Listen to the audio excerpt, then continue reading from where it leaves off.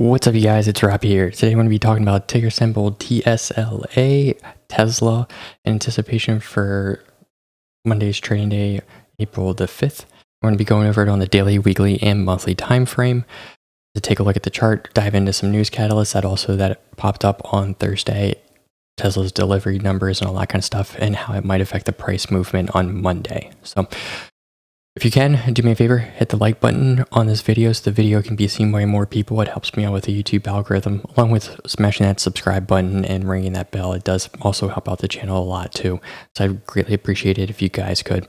Also, feel free to drop a ticker symbol down below if there's something that you want me to do some DD on and see what I come up with and compare it against yours and all that kind of stuff. Feel free. I'm more than happy to. I love doing research and all that kind of stuff in these kinds of stocks. But also down in the description will be a link to a referral link for Webull.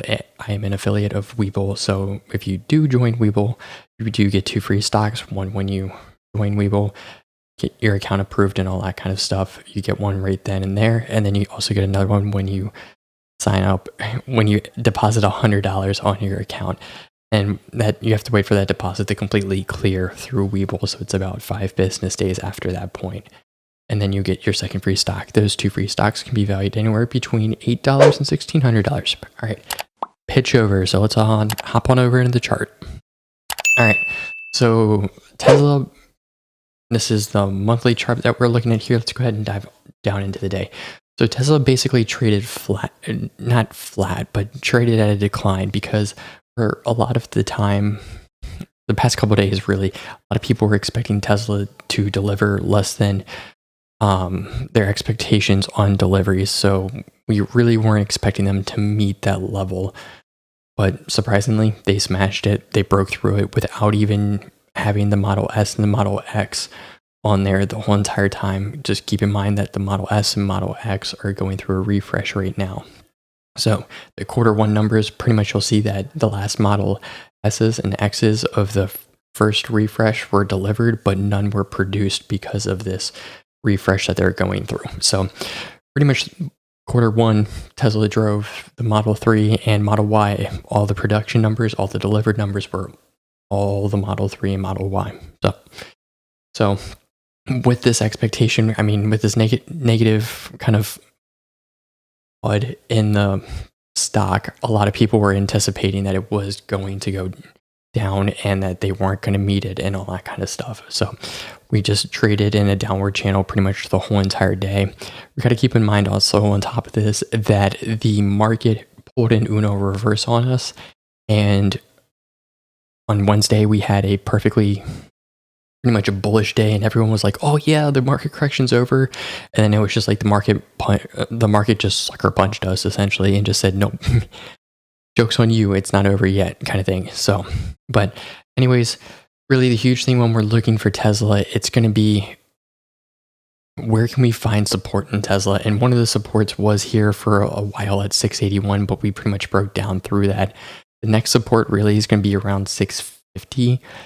And then after that, it's going to be like 625 and then 600 as pretty much the psychological support there at 600. I really don't see us going down that far considering the positive news catalysts that we got from Tesla of all the deliveries being exceeded and it exceeding everyone's expectations. So I really do not see the reason why we should be trading to the downside on Monday. If anything, I'm expecting a very bullish day from the stock. We know Tesla for the 20% growth days that it can have after the other. So I'm personally expecting a 20% growth day on Monday, considering the fact that they blew expectations out of the water. So let's go ahead and hop out to the 5-day, 5-minute chart. And as you can see here, we touched 591 literally 2 business days ago from Thursday. So the fact that we're trading up at 692 just shows the amount of growth that the stock has and the amount of people that really just want to buy the stock and believe in the stock. Because trust me, I own Tesla and I wish I could own more shares of Tesla because I wish it could just drop back to $400 or $300 like it did when the market crashed last year for COVID. I really wish I bought more of it back then too, because it literally is going to be, I mean, Kathy Wood even said it, like a minimum of $1,500 in a couple of years in 2025, or possibly all the way up to $4,000 a share, which is literally insane. Like, we're talking like Amazon levels, but I mean, we're pretty much at Amazon levels if we didn't split so many times.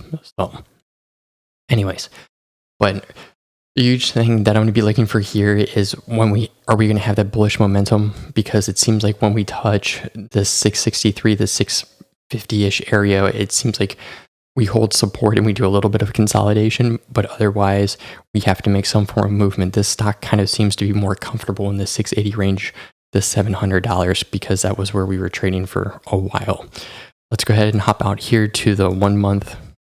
Oh, my bad, guys. I'm completely forgetting about the best thing of all. The indicators. We're oversold here on the RSI. We're sitting at 27. So that's one thing. So oversold should mean that we should have a bullish turnaround. And then down here on the MACD, you can see that the MACD crossed over the signal line back here, literally right before close, crossed right over, which is a bullish indicator, and we are sitting below the equilibrium. So we should hopefully have a upwards movement come the pre-market on Monday morning. That's really what I'm going to be expecting. I can't for the life of me see a reason why we would be having a downward movement on Monday. So, but let's pull out here to the 1 month, 30-minute, and you can see this channel that we pretty much have been trading in for, a while. So really, like, this seems to be where we're comfortable. 591 seems to be the bottom, but I highly doubt we're going to see 539 again for a very, very long time, unless if for some reason something goes catastrophically wrong, which I don't see happening. But even here on the RSI, you can see the RSI is at 34. We're headed towards that oversold territory. We got to at some point pull back, and it seems like when we really get this low, we have these really strong upward bullish movements. So looking at the MACD down here, MACD on the 1 month, 30-minute looks very bearish because the MACD is crossing over the signal, and we did drop below the equilibrium. Huge thing also is the MACD is very overextended down here. So what we want to see is the MACD and the signal hug closely together and have that clean movement. But with Tesla, it's going to be very hard because Tesla is known to have these very, very strong movements because it is very affected by the stock market. It is a very heavy, I believe it's a 2 beta stock, if I'm correct. So it is how the market moves, it's reflected twice that within Tesla. So if the market's having a very positive day, normally Tesla's having a very, very good day on top of that. So let's go ahead and hop over here to my internet browser and talk about the deliveries that Tesla did. I mean, this literally came in on April 2nd, which was Friday. So this is really what I'm anticipating after a long weekend and people being able to digest this news. Monday morning, pre-market hours, I'm expecting Tesla to either have a gap up or some form of really strong movement, because there's no reason why we should have sold down the way that we did. Like, I highly doubt that we're going to be sitting at 661. I highly doubt it. So, but anyways, let's hop on over here. So this is a Bloomberg article. So Tesla deliveries smash expectations on reception in China. So Tesla delivered more cars than expected in the first quarter, a strong start to the year, with the chief executive officer Elon Musk will be scaling global operations and building 2 more factories. So we have Fremont, Texas. We have Fremont, and then we are building one. I believe they're building it outside of Austin, Texas. Correct me if I'm wrong down in the comment section below. But and the one down in Austin, Texas, they were expecting to hire 5,000 employees. Now they're expecting to hire 10,000 employees, which is pretty large. So the maker of electronic vehicles delivered 184,800 cars worldwide in the first 3 months of the year. Pretty darn good. Up to 180,570 in the fourth quarter, the company said in a statement on Friday. So the one good thing in the fourth quarter, we were trading, we were delivering and selling and making the Model S and Model X.